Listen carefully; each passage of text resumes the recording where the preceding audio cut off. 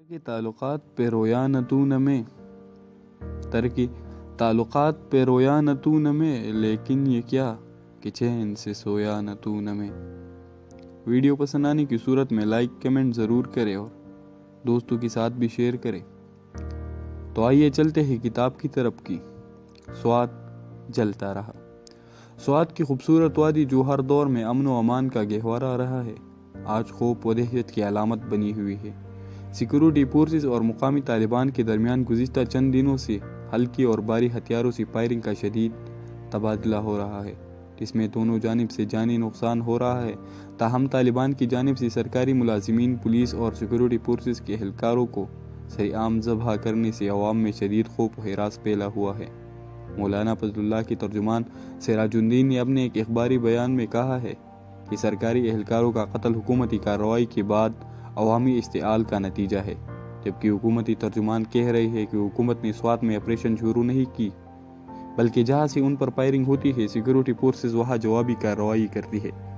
سوات کے لوگ نہایت پرامن ہے اور وہ مذہب سے والہانہ وابستگی رکھتے ہیں، لیکن وہ نہیں چاہتے کہ یہاں مذہب کے نام پر خوریزی ہو۔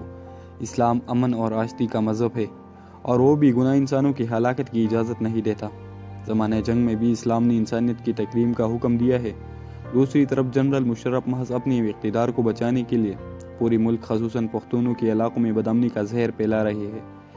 ان کی سوچی سمجھی کوشش ہے کہ ملک بھر میں ریاست کے اندر ریاستیں قائم ہو تاکہ وہ امریکہ کو یہ باور کرا سکے کہ ملک کے گوشے گوشے میں طالبان مذہب کے نام پر دہشت گردی کر رہے ہیں اور ان کی سرکوبی کے لیے ان کا اقتدار میں رہنا ناگزیر ہے۔ لیکن جہاں تک سوات کا تعلق ہے، یہاں پاٹا ریگولیشن کے خاتمے کے بعد ایک قانونی خلا پیدا ہو گیا تھا، جس کو اسلامی نظام کے نفاذ کے ذریعے پر کرنے کے لیے کالعدم تحریکی نفاذ شریعت محمدی کے نام پر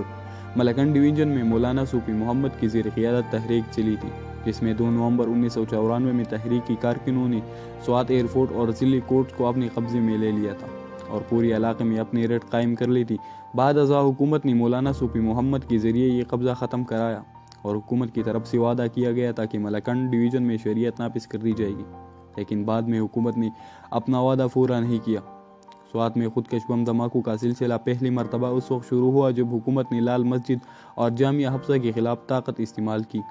سوات میں FM ریڈیو چینل کے بانی مولانا فضل اللہ نے حکومت کو اس وقت خبردار کیا تھا کہ اگر لال مسجد اور جامعہ حفصہ کے خلاف طاقت استعمال کی گئی تو ہم اس کا جواب دیں گے۔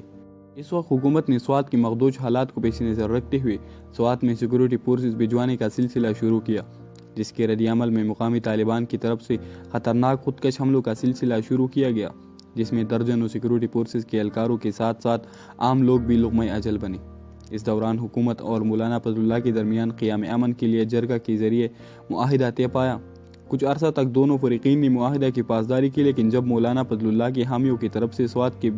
بیشتر علاقوں میں گشت شروع ہوا اور انہوں نے مکمل طور پر اپنی ریٹ قائم کر کے رمضان کے مہینے میں اغواکاروں کی مدد کرنے پر 3 افراد کو کوڑوں کی شرعی سزا سنائی، تو حکومت کو احساس ہوا کہ اب حالات اس کی کنٹرول سے باہر ہو چکی ہے۔ حالانکہ حکومت مولانا فضل اللہ کی سرگرمیوں پر کڑی نظر رکھی ہوئی تھی اور اسے معلوم تھا کہ ان کی مدد کے لیے باہر سے بھی بعض جہادی لوگ آ چکے ہیں، لیکن حکومت نے نہیں عوام کی خواہشات کے مطابق شرعی قوانین کے نفاذ کے لیے کوئی عملی قدم اٹھایا تھا کہ لوگ مطمئن ہو سکے اور حالات میں خونی لہر شامل نہ ہو، اور نہ ہی حکومت نے اپنی ریٹ قائم کرنے اور سوات کو بدامنی سے بچانے کے لیے مولانا فضل اللہ سے سنجیدہ مذاکرات کی کوئی کوشش کی،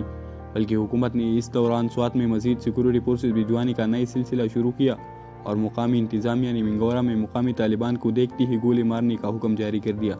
جس کے نتیجے میں جمعرات 25 اکتوبر کو سیکورٹی فورسز کے ٹرک پر خودکش حملہ کیا گیا، جس میں 30 سیکورٹی اہلکاروں کے ساتھ عام لوگ بھی ہلاک ہو گئے۔ اگلے روز جمعہ کے دن حکومت نے مولانا فضل اللہ کے مرکز مام ڈیرے پر فائرنگ کا سلسلہ شروع کر دیا تاکہ وہاں مولانا کے حامی نماز جمعہ کے لیے جمع نہ ہو سکے،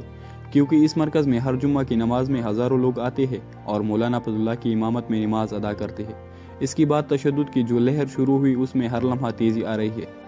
اس تمام تر صورتحال کا اگر جائزہ لیا جائے تو اس میں حکومت کی دانستہ غفلت اور بے تدبیری کا بڑا عمل دخل ہے۔ جب مولانا فضل اللہ نے FM چینل کے ذریعے مذہب کے آڑ میں حکومت کے خلاف باقاعدہ مہم شروع کی اور علاقے میں بچوں کی تعلیم اور پولیو کے خطروں کے خلاف لوگوں کو اکسانا شروع کیا، تو حکومت نے ان کی سرگرمیوں سے چشمپوشی اختیار کی۔ پھر وہاں باقاعدہ طور پر عام لوگوں کو جہاد کی طرف مائل کر کے علاقے میں مسلح کارکنوں کا گشت بھی شروع کروا دیا گیا۔ پھر بھی حکومت خاموش رہی، حالانکہ اس وقت اگر حکومت چاہتی تو یہ مسئلہ بڑی آسانی سے حل کر سکتی تھی، لیکن ہماری حکومت ہمیشہ اس وقت معاملات میں سنجیدگی کا مظاہرہ کرتی ہے جب حالات کنٹرول سے باہر ہو جاتی ہے اور ان میں عوام کی جان و مال کو شدید خطرات لاحق ہو جاتی ہے۔ اب حکومت کو افہام و تفہیم کے ساتھ ساتھ ہر وہ قدم اٹھانا چاہیے جس کے ذریعے سوات میں پوری امن قائم ہو سکے اور عوام میں متوقع آپریشن کی وجہ سے جو خوف و ہراس پھیلا ہوا ہے اس کو ختم کرایا جا سکے۔